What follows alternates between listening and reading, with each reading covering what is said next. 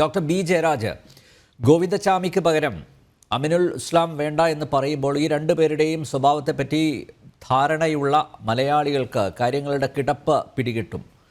ഒരു കള്ളൻ ഇറങ്ങുമ്പോൾ അടുത്ത കള്ളനെ സെക്രട്ടറിയായി ഇരുത്തും.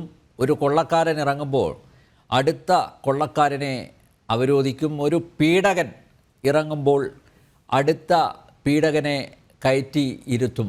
വറചട്ടിയിൽ നിന്നും എരുതിയിൽ വീണ കണക്കെയാണ് പാർട്ടി അംഗങ്ങൾ. ഇന്ന് ആ സ്ത്രീകൾ പറഞ്ഞത് കേട്ടില്ലേ? നോക്കൂ, പറയാൻ പറ്റാത്ത കാര്യങ്ങൾ പാർട്ടിയിൽ നടക്കുന്നു. പക്ഷേ അതിന് നേതൃത്വം നൽകുന്നവരെ വീണ്ടും സെക്രട്ടറി പദത്തിൽ അവരോധിക്കുന്നു. ഈ പാർട്ടി ഇതിൽ പരം ഇനി അപജയപ്പെടാനുണ്ടോ?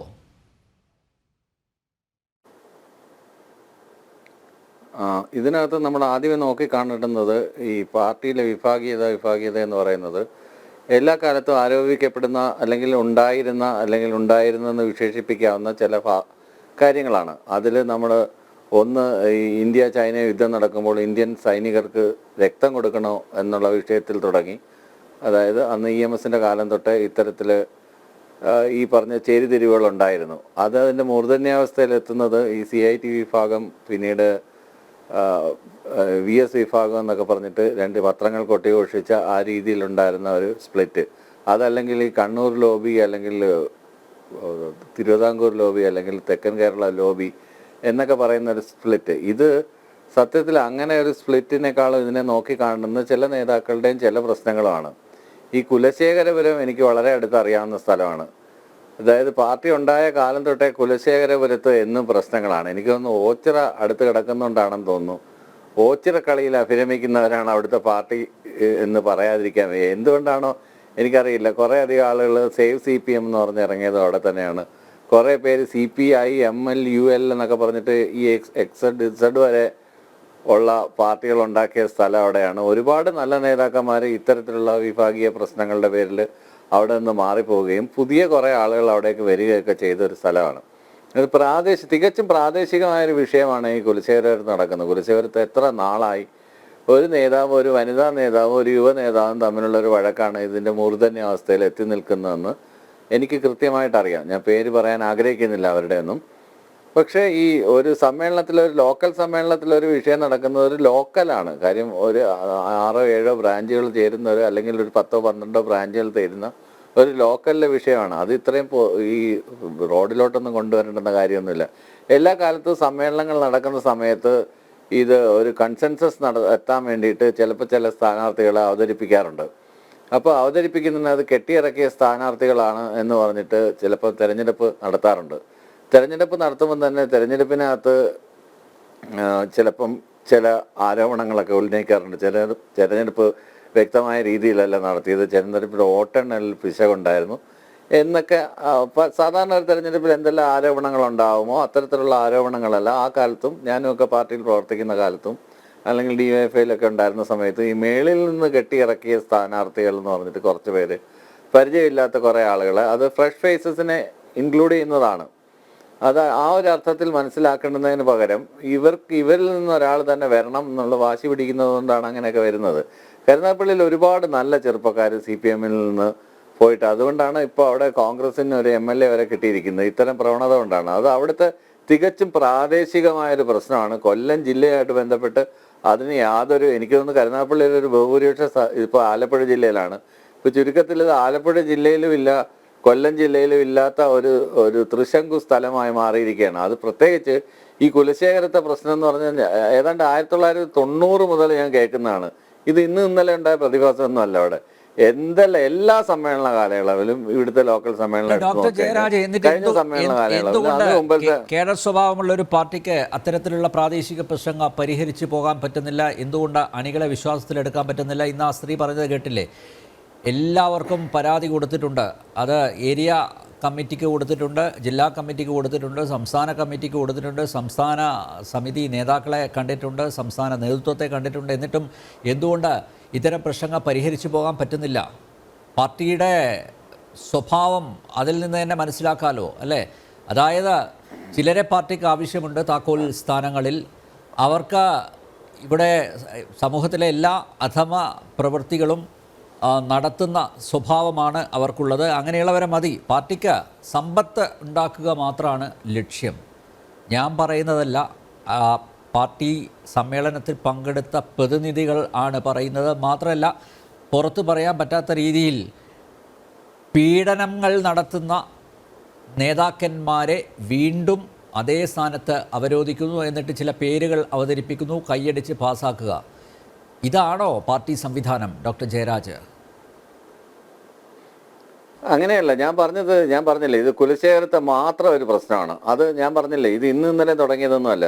ശ്രീ പാണ്ഡ്യാല ഷാജി പറയുണ്ടായി കൈവെള്ളയെക്കാളും വ്യക്തമായിട്ട് കരുനാഗപ്പള്ളിയെ കുറിച്ച് അറിയാം. കരുനാഗപ്പള്ളിയെ കുറിച്ച് ഒരു ചുക്കും പാണ്ഡ്യാല ഷാജിക്ക് അറിയത്തില്ല. അറിയാമെങ്കിൽ ഇങ്ങനെ ഒരു അഭിപ്രായം ചീഷസ് ക്യൂ, ഇലിയസ് ക്യൂ അങ്ങനെയുള്ള കാര്യങ്ങളൊന്നും പറയത്തില്ല. അത് ചുമ്മാതെ എവിടുന്നോ കേട്ട വാക്കുകളൊക്കെ വെച്ചിട്ട് ഞാൻ അവിടെ താമസിക്കുന്ന ഒരാളാണ്. ഇങ്ങനെയാണ് അത് തന്നെ അങ്ങനെയൊക്കെ പറഞ്ഞിട്ട് അങ്ങനെയുള്ള ഇതൊരു ലോക്കൽ ഇഷ്യൂവിനെ ഇത്രയും വലുതായിട്ട് ഇൻഫ്ലേറ്റ് ചെയ്യണമെന്ന കാര്യമൊന്നുമില്ല. ലോക്കൽ ഇഷ്യൂസിലാണ് അവരിങ്ങനെ തെരുവിൽ ഇറങ്ങി ഇത് ചെയ്തതും. അതിന് ആരൊക്കെ പണം കൊടുത്ത് ഇറക്കിയതാണോ, ഇനി കോൺഗ്രസ്സുകാർ കൊടുത്ത് ഇറക്കിയതാണോ? മാത്രമല്ല, പാർട്ടിയുടെ ശക്തി കേന്ദ്രങ്ങളിലും ഇത്തരത്തിലുള്ള പ്രശ്നങ്ങൾ നടക്കുന്നുണ്ട്. സമ്മേളനമോ ജില്ലാ സമ്മേളനമോ സംസ്ഥാന സമ്മേളനമൊന്നും അല്ല. കോൺഗ്രസ്സുകാരുടെ കൊല്ലം സമ്മേളനം നടത്താതെ നോമിനേറ്റഡ് വെച്ചുള്ള പാർട്ടിയൊന്നും അല്ല. ഇവിടെ ജനാധിപത്യ പാർട്ടിയാണ്. അവിടെ ചർച്ചകൾ നടക്കും, എതിരഭിപ്രായങ്ങൾ ഉണ്ടാകും, ചിലർക്ക് ന്യായീകരിക്കേണ്ടി വരും, ചില ആളുകൾക്ക് എതിർത്ത് നിൽക്കേണ്ടി വരും, ചിലർക്ക് മത്സരം നടത്തേണ്ടി വരും. മത്സരത്തിൽ പരാജയപ്പെടുന്നത് തീർച്ചയായിട്ടും ചിലരൊക്കെ പുറത്തേക്ക് വരും. ഒരു കേഡർ സംവിധാനമുള്ള അല്ല, ഉൾപാർട്ടി ജനാധിപത്യം അത് അംഗീകരിക്കുന്നുണ്ടെങ്കിൽ സ്ത്രീകൾ പരാതികളുമായിട്ട് ഇങ്ങനെ പുറത്തിറങ്ങി പ്രതിഷേധിക്കില്ലല്ലോ. തെരുവിലിറങ്ങേണ്ട അവരുടെ ദുരവസ്ഥ ഒന്ന് ആലോചിച്ച് നോക്കൂ. തെരുവിലിറങ്ങുന്നത് ഇത് ആദ്യമായിട്ടൊന്നും അല്ല. അവിടുത്തെ പാർട്ടിക്കാർ. ഈ ഒരു പ്രദേശത്തിന്റെ കാര്യമാണ് ഞാൻ പറഞ്ഞത്. കുലശേഖരത്തിന്റെ മാത്രം ഒരു പ്രത്യേകതയാണ്. ഞാൻ ആ പ്രദേശത്തിനെ അപമാനപ്പെടുത്താൻ വേണ്ടി പറയുന്നതല്ല. ആ പ്രദേശത്തെ പാർട്ടിക്കാരാണ് പല വാർത്തകളും പല നേതാക്കന്മാരുടെയും പേരിൽ അടിച്ചിറക്കുക, പല ഫോൺ സംഭാഷണങ്ങൾ വാട്സപ്പ് വഴി ചെയ്യുക. ഇതൊക്കെ കുറെ നാളുകളായി തുടരുന്നതാണെന്നേ. നോട്ടീസുകൾ അടിച്ചിറക്കുക, തന്തയില്ലാത്ത ലഘുലേഖകൾ അടിച്ചിറക്കുക.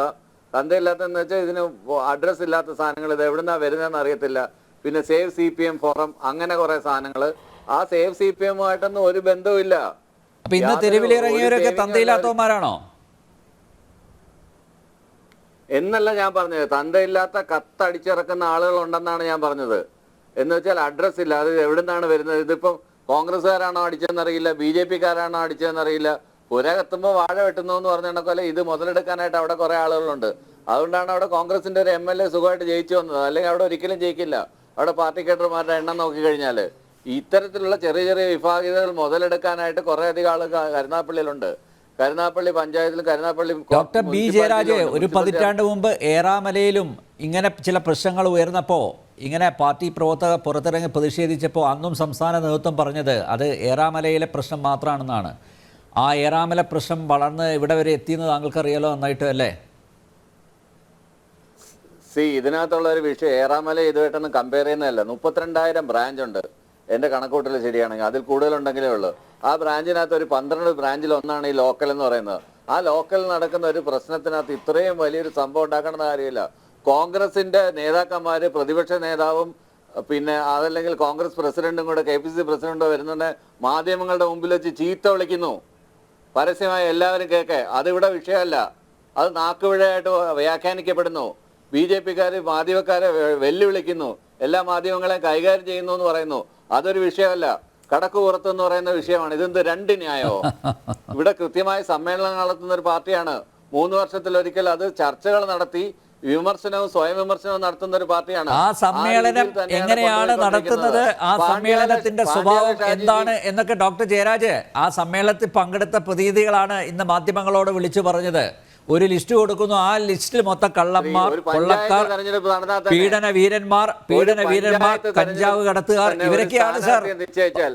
പാർട്ടിയെ നയിക്കുന്ന ഇവരൊക്കെയാണ്.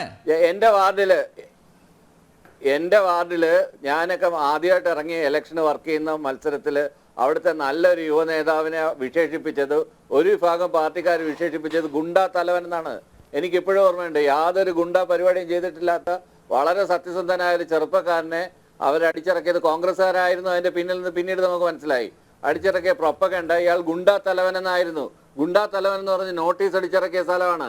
അങ്ങനെ പരസ്പരം മുതലെടുക്കാനായിട്ട് ഘടകകക്ഷികളടക്കം അങ്ങനെ ചെയ്യുക എന്നുള്ളതാണ് വാസ്തവം.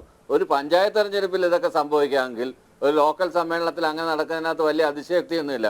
പിന്നെ കുലശേഖരത്തിന്റെ കാര്യം, അത് കേരളത്തിലെ മുഴുവൻ സംഭവങ്ങളായി ടിക്കറ്റ് ചെയ്യണമെന്ന കാര്യമൊന്നുമില്ല. കുലശേഖരത്തിൽ വിഷയങ്ങളുണ്ടായിരുന്നു, അവിടെ ഗോവിന്ദമാഷ് പങ്കെടുത്തു, സമാധാനിപ്പിച്ചു, കാര്യങ്ങളെല്ലാം പറഞ്ഞു തീർത്തതിന് ശേഷമാണ് പിന്നീട് ഒരു വിഭാഗം വന്ന് പ്രശ്നം ഉണ്ടാക്കിയത്. അവർക്ക് എന്ത് നേരിടണം, എന്ത് അച്ചടക്ക നടപടി സ്വീകരിക്കണം എന്നൊക്കെ പാർട്ടി തീരുമാനിക്കും. കാര്യം ഇങ്ങനെ പരസ്യമായി ഇറങ്ങി റോഡിലിറങ്ങി പ്രതിഷേധിക്കുന്ന ആദ്യമായിട്ടൊന്നുമല്ല.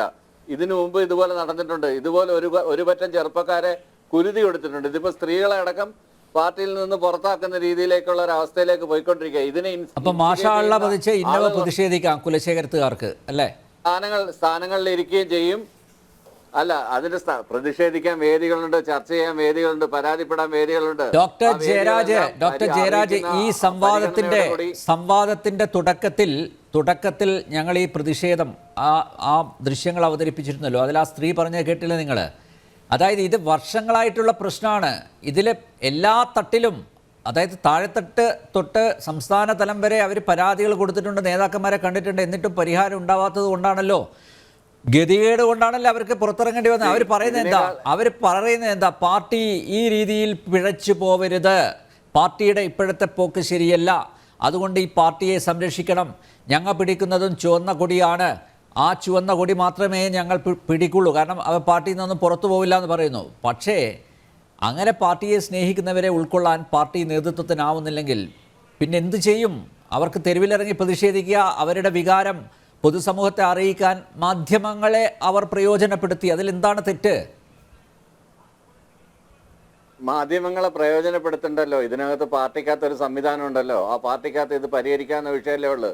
ഇത് തെരുവിലിറക്കണമെന്ന കാര്യമൊന്നുമില്ലല്ലോ. ഇപ്പൊ കോൺഗ്രസിന്റെ കണക്കോലെ ശോഭന ജോർജൊക്കെ വേദിയിലേക്ക് വരുമ്പോഴത്തേക്ക് അവിടെ നിന്നുകൊണ്ട് വസ്ത്രം അഴിഞ്ഞു വരെ കാണിക്കുന്ന കോൺഗ്രസ് പ്രവർത്തകരെ കുറിച്ച് എനിക്കറിയാം. ശോഭന ജോർജ് പലതവണ അത് പറഞ്ഞിട്ടുണ്ട്. അതുപോലെ അവിടെ തൂക്കാൻ വരുന്ന സ്ത്രീകളെ കെട്ടി ചാക്കിനകത്താക്കി ശവം കൊണ്ടുവന്ന് കുളത്തിൽ തള്ളിയിട്ടുണ്ട് KPCC ഓഫീസിൽ നിന്ന്. ഇതാണ് സ്ത്രീകളോടുള്ള സമീപനം. പിന്നെ ഒരുപാട് സ്ത്രീപീഡനങ്ങളുടെ കഥ പറയുകയാണെങ്കിൽ കോൺഗ്രസ് നേതാക്കന്മാരും മോശക്കാരൊന്നുമല്ല. ഞാൻ കോൺഗ്രസും കമ്മ്യൂണിസ്റ്റ് ഈക്വൽ ആണെന്ന് പറയാൻ വേണ്ടിയിട്ട് പറഞ്ഞതൊന്നുമല്ല. ഓരോരുത്തരെ പ്രത്യക്ഷമായും പരോക്ഷമായും ഒക്കെ എല്ലാ പാർട്ടികളിലും ഇത്തരത്തിലുള്ള ഈ പറയുന്ന എന്താണ് അതിന് പറയുന്നത്, അവരെ നമുക്ക് പറയുന്ന സോഷ്യൽ പാരസൈറ്റ്സ് ഉണ്ട്. അവർ ഏത് മാർഗത്തിലൂടെയും അവരുടെ മാർഗം ജയിക്കാൻ വേണ്ടിയിട്ടുള്ള ശ്രമം നടത്തും. ആ ശ്രമം നടത്തുന്നതിന്റെ ഭാഗമായിട്ടാണ് ഇത് പ്രത്യേകിച്ചും കൊല്ലം ജില്ലയിൽ അന്വേഷിച്ചു കഴിഞ്ഞാൽ അറിയാം. ഇത്രയും സമ്മേളനങ്ങൾ നടന്നു, വേറെ ഒരു സ്ഥലത്ത് ഒരു പ്രശ്നം ഉണ്ടായില്ല. കുലശേഖരത്തിന്റെ കഴിഞ്ഞ 6 സമ്മേളന കാലയളവരുടെ ചരിത്രം മാത്രം എടുത്തു നോക്കിയാൽ മതി. എല്ലാ സമ്മേളനങ്ങളിലും അവിടെ പ്രശ്നമാണെന്നേ. അതുകൊണ്ടാണ് ഞാൻ പറഞ്ഞത് ഓച്ചിറ അടുത്ത് കിടക്കുന്നുണ്ട്, ഓച്ചിറ കളിയിലാണ് അവിടുത്തെ ആളുകൾക്ക് താല്പര്യമെന്ന്. ആ ഓച്ചിറ കളിയുടെ ഒരു ഭാഗമാണ് ഇന്ന് മാധ്യമത്തിന് മുമ്പിൽ കണ്ടത്.